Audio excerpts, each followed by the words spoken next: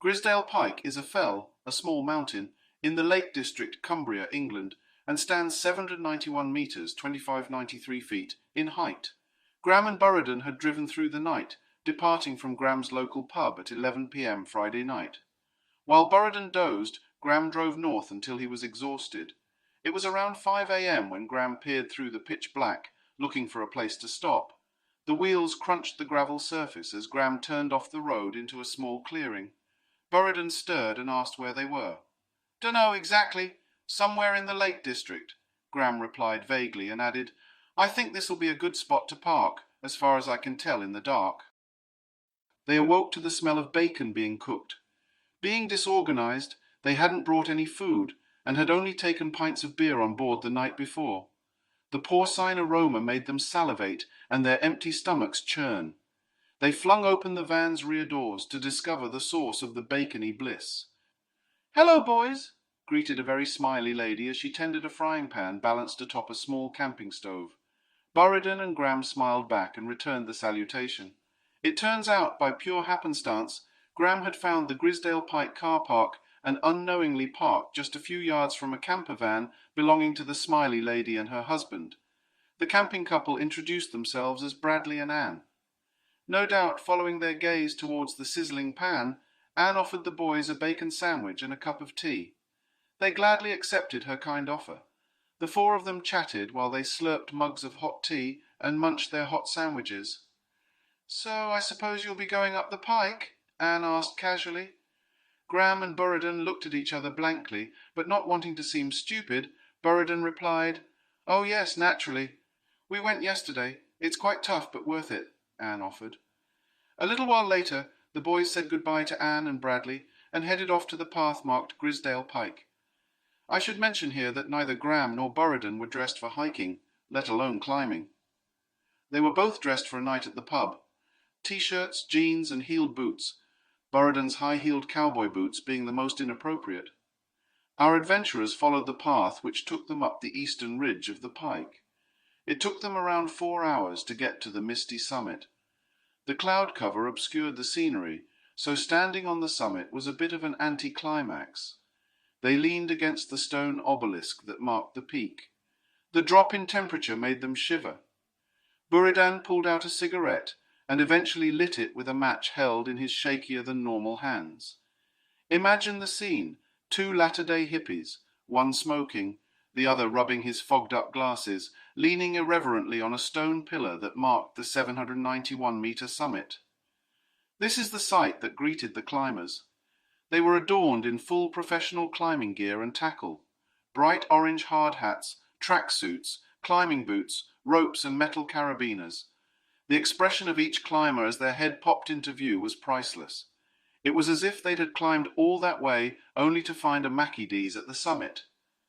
Giggling at their obvious disappointment, Graham and Burradon greeted each orange head as it came into view. This further infuriated the climbers. They grouped in a huddle as far away from the boys as possible.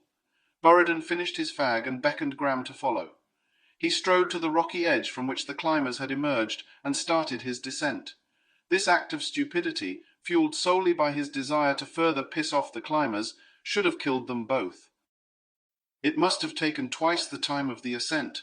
Burradon spent most of his time on his bum, slipping and sliding down rocky crags and gullies. He had tried standing, but the heels of his totally inappropriate boots propelled him forward in an uncontrolled dive. Once past the rocky part of the descent, they arrived at a horseshoe-shaped valley, covered with a thick blanket of sharp, flinty shale. There was no alternative, so Graham and Burradon made their way down the 60-degree slope of loose fragments. This was even harder than the rock face. Burradon decided to take off his boots, hoping it might ease the descent. His feet soon became bloodied and bruised. It had turned dark by the time our chaps made it back to the van. They were glad to see the car park was otherwise empty, and that no one was there to ask them about the climb. The lumpy mattress in the back of their vehicle never felt better than that night. Graham and Burradon landed at Girona Airport and were boarding a bus that would take them on the hour-long journey to the seaside resort Tossa de Mar, Costa Brava, Spain. The main attraction of Tossa was the picturesque old town, Vila Vella, the only fortified medieval town left on the Catalan coast. It sat on a hill overlooking the beach and the rest of the town. Outside it was adorned with battlements and parapets. Inside it was a tangle of cobbled streets and whitewashed buildings. Burradon and Graham found their small but comfortable hotel not far from the old town. That evening they decided to go to the old town to sample a few bars before grabbing a bite. Of course, the inevitable happened. Enjoying the bars too much, they skipped dinner. The last bar they sampled was at the top of the old town. In between beers, they'd been taking shots of tequila. Suffice it to say, they were smashed. Around midnight, Graham arose unsteadily from his bar stool and announced he was going back to the hotel. Burradon, on the other hand, decided to stay for one more. He'd been eyeing a gaggle of girls and thought he might chance his arm. Of course, he was way too drunk and realized he wasn't going to score, so after one more beer, he left the bar about 10 minutes after Graham. Burradon found the journey down through the old town much more challenging than expected. Firstly, because the uneven cobbled streets were not easy to descend when sober, and secondly, his legs seemed even drunker than the rest of him. However, the streets were very narrow, more like an alley, so Burradon got into a staggering rhythm, bouncing from wall to wall like a drunken crab. His swerving progress seemed to be going quite well until he came to a plaza. This plaza was square of about 12 meters squared and enclosed a couple of cafes, one of which was still open. It was clearly a local attraction, by the number of Spanish couples and families sitting at small tables outside the hostelry. This is where Burradon found the flaw in his wall-pinging method. With one last bounce from the right-hand side wall, he traversed the entire square until he bounced off the wall of a small church to repeat the lurch in the opposite direction. Burradon smiled desperately at his audience of nonplussed locals. They stared back with resigned looks, a look that only natives of a holiday destination reserved for foreigners invading their hometown. With as much determination as he could muster, Burradon made it back to the narrow continuation of his original path and bounced further until, almost miraculously, he found himself outside the correct hotel. "Hello," said a drunken voice in the dark.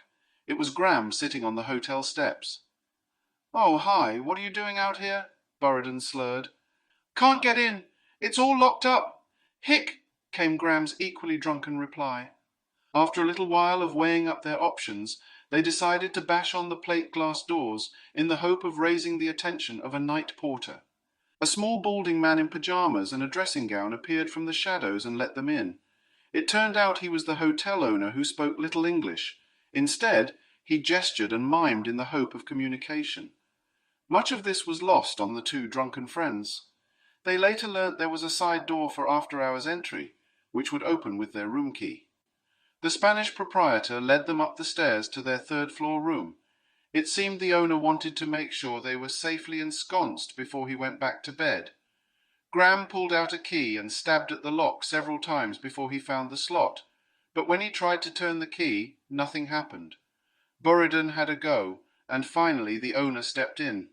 Our two travellers must have stood outside their room for 15 minutes, listening to many indecipherable mumblings interspersed with what they assumed was Spanish swear words.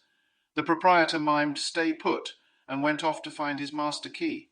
That didn't work either. After a few minutes of head-scratching, the Spaniard mimed "I have an idea," and led the trio up the corridor to the room adjacent to the boys. Using his master key, the owner gently clicked open the door and put his finger to his lips, miming "keep quiet."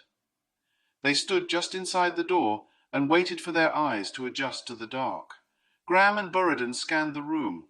It became apparent from the holiday-maker detritus it was occupied. Peering carefully at the two beds, they could just make out the lumpy shapes of the slumbering occupants. Their Spanish leader adopted a commando-like stance and beckoned them to follow as he crept past the beds to the sliding glass doors, which led to a balcony. Burradon stifled a fit of giggles as they reached the doors. A stern look from the team leader shut him up. They arrived on the balcony with a click of the latch and a swoosh of the sliding door. Graham and Burradon shrugged silently at each other, too drunk and confused to question the owner. The Spanish action man took off his dressing gown and threw it to the adjacent balcony, the balcony of the boys' room. He clambered up the enclosing wall. He stood still for a moment, a slight breeze catching his stripy pajamas, before he leapt the 3-foot gap. Bearing in mind that this whole exercise was taking place 60 feet above the ground, both our boys took a sharp breath before obeying their mission leader. The next morning, both fuzzy with hangovers, Burradon turned to Graham. "Did what I think happened actually happen?" "Yeah, I think it did," Graham replied with a wince. They made it down just in time for breakfast. Over the second coffee, they replayed the events of the previous night. They couldn't fathom why all three of them had crept into the occupied room and, worse still, leapt across balconies. Surely the owner could have gone alone and simply let them in. They never figured out this puzzle. After breakfast, their Spanish brother-in-arms handed them a new key, which was tested and definitely worked. They opted for a quiet day on the beach. They'd had enough action for the weekend. It turned out that Burradon wasn't the only one doing Plaza Pinball the night before. Graham recounted a very similar tale of how he zigzagged his way in front of the patrons of the Plaza Cafe. "Brits abroad, huh?"